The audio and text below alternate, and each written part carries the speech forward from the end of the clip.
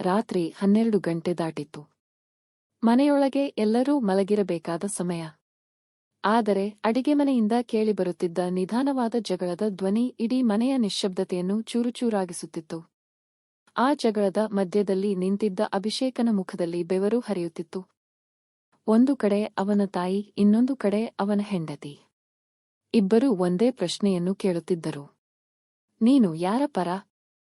ಆ ಪ್ರಶ್ನೆಗೆ ಉತ್ತರ ಹೇಳಲು ಅವನ ಬಳಿ ಮಾತುಗಳಿರಲಿಲ್ಲ. ಆದರೆ ಅವನಿಗೆ ಗೊತ್ತಿರಲಿಲ್ಲ, ಆ ರಾತ್ರಿ ತೆಗೆದುಕೊಳ್ಳುವ ಒಂದು ನಿರ್ಧಾರ ಅವನ ಇಡೀ ಕುಟುಂಬದ ಬದುಕನ್ನು ತಲೆಕೆಳಗಾಗಿಸಲಿದೆ ಎಂದು. ಅಭಿಷೇಕ ಒಬ್ಬ ಸಾಮಾನ್ಯ ಮಧ್ಯಮ ವರ್ಗದ ಯುವಕ. ಅವನ ತಾಯಿ ಸಾವಿತ್ರಮ್ಮ ಅವನನ್ನು ತುಂಬಾ ಕಷ್ಟಪಟ್ಟು ಬೆಳೆಸಿದ್ದಳು. ಗಂಡನನ್ನು ಚಿಕ್ಕ ವಯಸ್ಸಿನಲ್ಲೇ ಕಳೆದುಕೊಂಡಿದ್ದ ಆಕೆ ಮಗನೇ ತನ್ನ ಪ್ರಪಂಚ ಎಂದು ಬದುಕಿದ್ದಳು. ಕೆಲವು ವರ್ಷಗಳ ಹಿಂದೆ ಅಭಿಷೇಕನ ಮದುವೆ ಸೌಮ್ಯಳ ಜೊತೆ ನಡೆದಿತ್ತು. ಮೊದಲ ಕೆಲವು ತಿಂಗಳು ಎಲ್ಲವೂ ಚೆನ್ನಾಗಿಯೇ ಇತ್ತು. ಸಾವಿತ್ರಮ್ಮ ಸೌಮ್ಯಳನ್ನು ತನ್ನ ಮಗಳಂತೆ ನೋಡಿಕೊಳ್ಳುತ್ತಿದ್ದಳು. ಸೌಮ್ಯ ಕೂಡ ಅತ್ತೆಯನ್ನು ಗೌರವಿಸುತ್ತಿದ್ದಳು. ಆದರೆ ನಿಧಾನವಾಗಿ ಸಣ್ಣ ಸಣ್ಣ ವಿಷಯಗಳಿಂದ ಭಿನ್ನಾಭಿಪ್ರಾಯಗಳು ಆರಂಭವಾದವು. ಒಂದು ದಿನ ಸೌಮ್ಯ ತನ್ನ ಗಂಡನಿಗೆ ಹೇಳಿದಳು, ಅಭಿ, ನಾನು ಯಾವ ಕೆಲಸ ಮಾಡಿದರೂ ಅತ್ತೆ ತಪ್ಪು ಹುಡುಕುತ್ತಾರೆ. ನನಗೆ ತುಂಬಾ ಬೇಸರವಾಗುತ್ತಿದೆ. ಅಭಿಷೇಕ ನಗುತ್ತಾ ಹೇಳಿದ, ಅಮ್ಮ ಹಾಗೆ ಮಾತನಾಡುತ್ತಾರೆ. ನೀನು ಮನಸ್ಸಿಗೆ ತೆಗೆದುಕೊಳ್ಳಬೇಡ. ಆದರೆ ಕೆಲವು ದಿನಗಳ ನಂತರ ಸಾವಿತ್ರಮ್ಮ ಬೇರೆ ಮಾತು ಹೇಳಿದಳು. ಮಗ, ನಿನ್ನ ಹೆಂಡತಿ ಈಗ ನನ್ನ ಮಾತನ್ನೇ ಕೇಳುವುದಿಲ್ಲ. ನಾನು ಹೇಳಿದರೆ ಮುಖ ಸಿಡಿಸಿಕೊಳ್ಳುತ್ತಾಳೆ. ಅಭಿಷೇಕ ಮತ್ತೊಮ್ಮೆ ಇಬ್ಬರನ್ನೂ ಸಮಾಧಾನಪಡಿಸಲು ಪ್ರಯತ್ನಿಸಿದ. ಆದರೆ ದಿನಗಳು ಕಳೆದಂತೆ ಪರಿಸ್ಥಿತಿ ಹದಗೆಡತೊಡಗಿತು. ಒಂದು ಬೆಳಿಗ್ಗೆ ಅಭಿಷೇಕ ಕಚೇರಿಗೆ ಹೊರಡುವಾಗ ಮನೆಯೊಳಗೆ ಜೋರಾದ ವಾಗ್ವಾದ ಕೇಳಿಸಿತು. ನಾನು ಈ ಮನೆಯಲ್ಲಿ ಕೆಲಸದವಳಲ್ಲ ಎಂದು ಸೌಮ್ಯ ಕೋಪದಿಂದ ಕೂಗಿದಳು.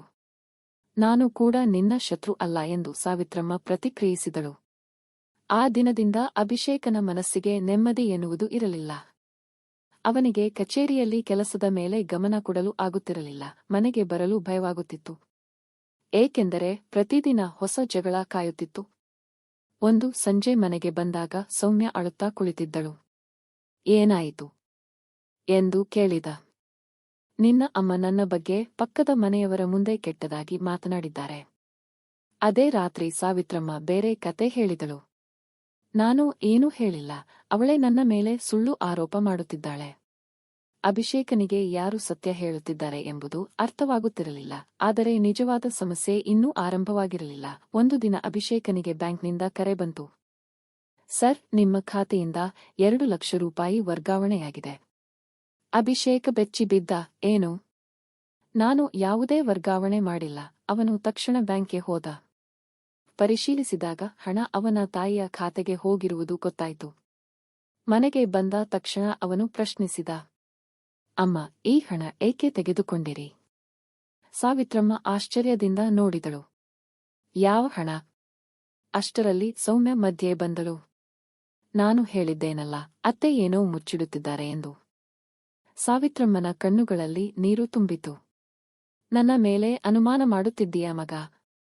ಆ ರಾತ್ರಿ ಯಾರಿಗೂ ನಿದ್ರೆ ಬರಲಿಲ್ಲ. ಮರುದಿನ ಬ್ಯಾಂಕ್ನಿಂದ ಬಂದ ಮತ್ತೊಂದು ಮಾಹಿತಿ ಎಲ್ಲರನ್ನೂ ಬೆಚ್ಚಿಬೀಳಿಸಿತು. ಹಣವನ್ನು ಸಾವಿತ್ರಮ್ಮ ತೆಗೆದುಕೊಂಡಿರಲಿಲ್ಲ. ಯಾರೋ ಆಕೆಯ ಖಾತೆಯನ್ನು ಬಳಸಿಕೊಂಡಿದ್ದರು. ಆಗ ಪ್ರಶ್ನೆ ಹುಟ್ಟಿತು, ಯಾರು? ಮನೆಯೊಳಗೆ 3 ಜನ ಇದ್ದರು. ಅಭಿಷೇಕ್, ಸಾವಿತ್ರಮ್ಮ, ಸೌಮ್ಯ. ಅನುಮಾನಗಳ ಗೋಡೆ ಇನ್ನಷ್ಟು ಎತ್ತರವಾಗತೊಡಗಿತು. ಕೆಲವು ದಿನಗಳ ನಂತರ ಮತ್ತೊಂದು ವಿಚಿತ್ರ ಘಟನೆ ನಡೆಯಿತು. ಸಾವಿತ್ರಮ್ಮನ ಕೊಠಡಿಯಲ್ಲಿ ಒಂದು ಹಳೆಯ ಲಾಕರ್ ಇತ್ತು. ಅದರಲ್ಲಿ ಕುಟುಂಬದ ದಾಖಲೆಗಳು ಮತ್ತು ಆಭರಣಗಳು ಇದ್ದವು. ಒಂದು ಬೆಳಿಗ್ಗೆ ಲಾಕರ್ ತೆರೆದಾಗ ಕೆಲವು ದಾಖಲೆಗಳು ಕಾಣೆಯಾಗಿದ್ದವು. ಯಾರೋ ನನ್ನ ಲಾಕರ್ ತೆರೆದಿದ್ದಾರೆ ಎಂದು ಸಾವಿತ್ರಮ್ಮ ಆತಂಕದಿಂದ ಹೇಳಿದಳು. ಸೌಮ್ಯ ತಕ್ಷಣ ಪ್ರತಿಕ್ರಿಯಿಸಿದಳು, ನನ್ನನ್ನು ಅನುಮಾನ ಮಾಡಬೇಡಿ. ನಾನು ನಿನ್ನ ಹೆಸರೇ ಹೇಳಿಲ್ಲ. ಆದರೆ ನಿಮ್ಮ ಮನಸ್ಸಿನಲ್ಲಿ ಅದೇ ಇದೆ. ಮತ್ತೆ ಜಗಳ ಆರಂಭವಾಯಿತು. ಅಭಿಷೇಕನಿಗೆ ಈಗ ಈ ಮನೆಯ ಗೋಡೆಗಳೇ ಕೂಗುತ್ತಿರುವಂತೆ ಅನುಭವವಾಗುತ್ತಿತ್ತು. ಆ ರಾತ್ರಿ ಅವನು ಒಂದು ನಿರ್ಧಾರ ತೆಗೆದುಕೊಂಡ. ಸತ್ಯ ಏನೇ ಇರಲಿ ಕಂಡುಹಿಡಿಯಬೇಕು. ಅವನು ಮನೆಯೊಳಗೆ ಸಣ್ಣ ಕ್ಯಾಮೆರಾಗಳನ್ನು ಅಳವಡಿಸಿದ. ಯಾರಿಗೂ ತಿಳಿಸಲಿಲ್ಲ. 3 ದಿನಗಳವರೆಗೆ ಏನೂ ಆಗಲಿಲ್ಲ. 4ನೇ ದಿನ ರಾತ್ರಿ ಎಲ್ಲರೂ ಮಲಗಿದ ನಂತರ ಒಂದು ನೆರಳು ನಿಧಾನವಾಗಿ ಸಾವಿತ್ರಮ್ಮನ ಕೊಠಡಿಗೆ ಪ್ರವೇಶಿಸಿತು. ಅಭಿಷೇಕ ವಿಡಿಯೋ ನೋಡುತ್ತಿದ್ದಾಗ ಅವನ ಹೃದಯ ಬಡಿತವೇ ನಿಂತಂತಾಯಿತು. ಅದು ಸೌಮ್ಯ ಅಲ್ಲ, ಅದು ಸಾವಿತ್ರಮ್ಮ ಕೂಡ ಅಲ್ಲ. ಆ ನೆರಳು ಯಾರು ಎಂಬುದು ಸ್ಪಷ್ಟವಾಗಿ ಕಾಣುತ್ತಿರಲಿಲ್ಲ. ಮುಂದಿನ ರಾತ್ರಿ ಮತ್ತೆ ಅದೇ ಘಟನೆ ನಡೆಯಿತು. ಈ ಬಾರಿ ಅಭಿಷೇಕ ಎಚ್ಚರವಾಗಿಯೇ ಕಾಯುತ್ತಿದ್ದ. ನೆರಳು ಮತ್ತೆ ಬಂದಿತು. ಅವನು ಓಡಿ ಹೋದ. ಆದರೆ ಕೊಠಡಿಯ ಬಾಗಿಲು ತೆರೆಯುವಷ್ಟರಲ್ಲಿ ಯಾರೂ ಇರಲಿಲ್ಲ. ಕೇವಲ ಕಿಟಕಿ ಮಾತ್ರ ತೆರೆದಿತು. ಯಾರೋ ಹೊರಗಿನಿಂದ ಬರುತ್ತಿದ್ದರು. ಈ ವಿಷಯವನ್ನು ಯಾರಿಗೂ ಹೇಳದೆ ಅಭಿಷೇಕ ತನಿಖೆ ಮುಂದುವರಿಸಿದ. 1 ವಾರದ ನಂತರ ಸತ್ಯದ ಮೊದಲ ತುಣುಕು ಸಿಕ್ಕಿತು. ಪಕ್ಕದ ಮನೆಯ ವ್ಯಕ್ತಿ ರಮೇಶ್ ರಾತ್ರಿ ಸಮಯದಲ್ಲಿ ಅವರ ಮನೆಯ ಸುತ್ತ ತಿರುಗುತ್ತಿರುವುದು ಕಂಡುಬಂತು. ರಮೇಶ್ ಹಲವು ವರ್ಷಗಳಿಂದ ಆ ಪ್ರದೇಶದಲ್ಲಿದ್ದನು. ಎಲ್ಲರಿಗೂ ಪರಿಚಿತ. ಆದರೆ ಅವನು ಯಾಕೆ? ಅಭಿಷೇಕ ಅವನನ್ನು ಹಿಂಬಾಲಿಸಿದ. ಆಗ ಒಂದು ಆಘಾತಕಾರಿ ವಿಷಯ ಗೊತ್ತಾಯಿತು. ರಮೇಶ್ಗೆ ದೊಡ್ಡ ಸಾಲ ಇತ್ತು. ಹಣದ ತೊಂದರೆಯಿಂದ ಅವನು ಹಲವು ಜನರನ್ನು ಮೋಸ ಮಾಡಿದ್ದ. ಆದರೆ ಇನ್ನೂ ದೊಡ್ಡ ಆಘಾತ ಉಳಿದಿತ್ತು. ರಮೇಶ್ ಬಳಿ ಇದ್ದ ಕೆಲವು ದಾಖಲೆಗಳಲ್ಲಿ ಅಭಿಷೇಕನ ಕುಟುಂಬದ ಆಸ್ತಿ ದಾಖಲೆಗಳ ಪ್ರತಿಗಳು ಇದ್ದವು. ಅವನು ಯಾರ ಸಹಾಯದಿಂದ ಇದನ್ನೆಲ್ಲ ಮಾಡುತ್ತಿದ್ದ? ಅಭಿಷೇಕ ಪ್ರಶ್ನೆಗಳೊಂದಿಗೆ ಮನೆಗೆ ಬಂದ. ಅದೇ ರಾತ್ರಿ ಅವನು ಒಂದು ಸಂಭಾಷಣೆ ಕೇಳಿದ. ಸಾವಿತ್ರಮ್ಮ ತನ್ನ ಸ್ನೇಹಿತೆಯ ಜೊತೆ ಫೋನ್ನಲ್ಲಿ ಮಾತನಾಡುತ್ತಿದ್ದಳು. ನಾನು ಮಾಡಿದ ತಪ್ಪಿನ ಶಿಕ್ಷೆ ಈಗ ನನ್ನ ಮಗ ಅನುಭವಿಸುತ್ತಿದ್ದಾನೆ. ಆ ಮಾತು ಕೇಳಿ ಅಭಿಷೇಕ ಬೆಚ್ಚಿಬಿದ್ದ. ಯಾವ ತಪ್ಪು? ಮರುದಿನ ಅವನು ತಾಯಿಯನ್ನು ಒತ್ತಾಯಿಸಿದ. ಸಾವಿತ್ರಮ್ಮ ಕಣ್ಣೀರಿಡುತ್ತಾ ಸತ್ಯ ಹೇಳಿದಳು. ವರ್ಷಗಳ ಹಿಂದೆ ಗಂಡ ಸತ್ತ ನಂತರ ತನ್ನ ಸಂಬಂಧಿಕರ ಒತ್ತಡದಿಂದ ಕೆಲವು ಆಸ್ತಿ ದಾಖಲೆಗಳನ್ನು ರಮೇಶ್ ತಂದೆಗೆ ಒಪ್ಪಿಸಿದ್ದಳು.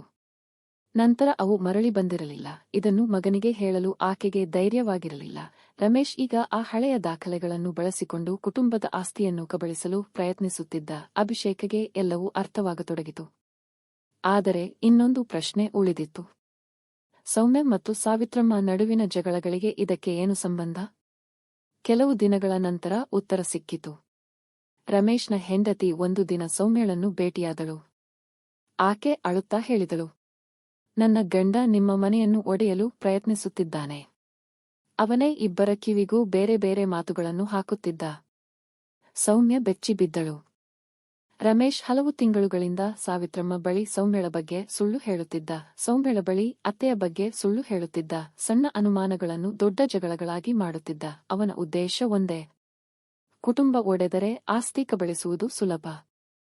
ಈ ಸತ್ಯ ತಿಳಿದಾಗ ಸೌಮ್ಯಳ ಕಣ್ಣುಗಳಲ್ಲಿ ನೀರು ತುಂಬಿತು. ನಾನು ಅತ್ತೆಯನ್ನು ತಪ್ಪಾಗಿ ಅರ್ಥ ಮಾಡಿಕೊಂಡೆ ಎಂದು ಆಕೆ ಹೇಳಿದಳು. ಅದೇ ಸಮಯದಲ್ಲಿ ಸಾವಿತ್ರಮ್ಮ ಕೂಡ ಅತ್ತಳು. ನಾನು ನಿನ್ನನ್ನು ಅರ್ಥ ಮಾಡಿಕೊಳ್ಳಲಿಲ್ಲ ಮಗಳೇ. ಬಹಳ ತಿಂಗಳ ನಂತರ ಮೊದಲ ಬಾರಿಗೆ ಇಬ್ಬರೂ ಒಬ್ಬರ ಕೈಯನ್ನು ಒಬ್ಬರು ಹಿಡಿದರು. ಆದರೆ ಕತೆ ಇನ್ನೂ ಮುಗಿದಿರಲಿಲ್ಲ. ರಮೇಶ್ನ ವಿರುದ್ಧ ಸಾಕ್ಷಿ ಬೇಕಿತ್ತು. ಅಭಿಷೇಕ ಒಂದು ಯೋಜನೆ ರೂಪಿಸಿದ. ತಮ್ಮ ಬಳಿ ಇನ್ನೂ ಕೆಲವು ಪ್ರಮುಖ ದಾಖಲೆಗಳಿವೆ ಎಂದು ಸುಳ್ಳು ಸುದ್ದಿ ಹರಡಿಸಿದ. ಆ ರಾತ್ರಿ ರಮೇಶ್ ಮತ್ತೆ ಮನೆಯೊಳಗೆ ನುಗ್ಗಿದ. ಆದರೆ ಈ ಬಾರಿ ಪೊಲೀಸರು ಕಾಯುತ್ತಿದ್ದರು. ರಮೇಶ್ ಸಿಕ್ಕಿಬಿದ್ದ. ಅವನ ಮೊಬೈಲ್ ಮತ್ತು ದಾಖಲೆಗಳಿಂದ ಎಲ್ಲ ಸತ್ಯ ಹೊರಬಂದಿತು.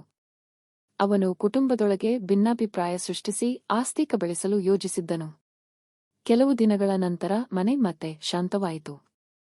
ಒಂದು ಸಂಜೆ ಅಭಿಷೇಕ ಕೆಲಸ ಮುಗಿಸಿ ಮನೆಗೆ ಬಂದಾಗ ಅಡಿಗೆ ಮನೆಯಿಂದ ನಗುವ ಧ್ವನಿ ಕೇಳಿಸಿತು. ಒಳಗೆ ನೋಡಿದ.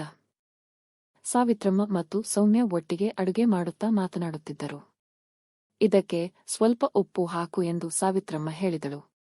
ಹೌದು ಅಮ್ಮ ಎಂದು ಸೌಮ್ಯ ನಗುತ್ತಾ ಉತ್ತರಿಸಿದಳು. ಆ ಅಮ್ಮ ಎಂಬ ಒಂದು ಪದ ಕೇಳಿದಾಗ ಅಭಿಷೇಕನ ಕಣ್ಣುಗಳಲ್ಲಿ ನೀರು ತುಂಬಿತು. ಅವನು ಎಷ್ಟೋ ದಿನಗಳಿಂದ ಕಾಯುತ್ತಿದ್ದ ದೃಶ್ಯ ಅದು.